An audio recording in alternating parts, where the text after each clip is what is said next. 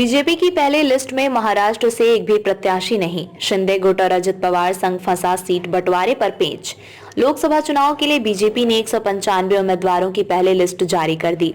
Lok Sabha seat के अनुसार सबसे ज्यादा बड़े राज्य उत्तर प्रदेश से 51 उम्मीदवारों के नाम की घोषणा की गई, जबकि महाराष्ट्र से एक भी उम्मीदवार के नामों की घोषणा नहीं की गई है।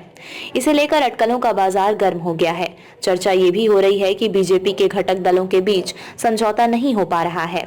गौर करने की बात है कि उम्मीदवारों के नामों की घोषणा विनोद तावड़े कर रहे थे।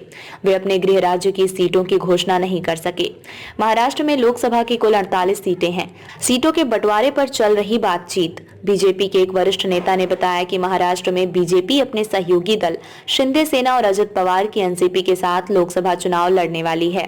यहाँ पर अभी सीटों के बंटवारे के बाबत बातचीत चल रही है। जैसे ही सीटों का बंटवारा फाइनल हो जाएगा, वैसे ही महाराष्ट्र के उम्मीदवारों के नामों की घोषणा कर दी जाएगी। पिछले दिनों बीजेपी प्रदेश अध्यक्ष चंद्रशेखर बावनकुले ने कहा था कि राज्य में लोकसभा सीटों के बंटवारे पर सहयोगी दलों के साथ बातचीत चल रही है। जल्द ही इसकी घोषणा की जाएगी। जौनपुर से कृपाशंकर सिंह को मिला लोकसभा का टिकट। मुंबई की राजनीति में मंझे हुए खिलाड़ी कृपाशंकर सिंह ने आखिर बाजी मार ही ली। उन्हें जौनपुर लोकसभा सीट से बीजेपी ने टिकट दिया है। हालांकि जौनपुर सीट से मुंबई के ही जाने माने कारोबारी ज्ञान प्रकाश सिंह उम्मीदवारी मांग रहे थे। पिछले 5 साल से वे वहां पर सक्रिय भी थे, लेकिन पार्टी ने कृपाशंकर सिंह का चयन किया। कृपाशंकर सिंह उत्तर प्रदेश के जौनपुर से ताल्लुक रखते हैं। उनकी जन्मभूमि भी जौनपुर है। सिंह के राजनीतिक करियर की शुरुआत कांग्रेस से हुई है। कांग्रेस ने उन्हें विधान परिषद का सदस्य बनाया। उन्हें आगे चलकर कालीना विधानसभा से चुनाव लड़वाया और जीतकर वे विधायक बने।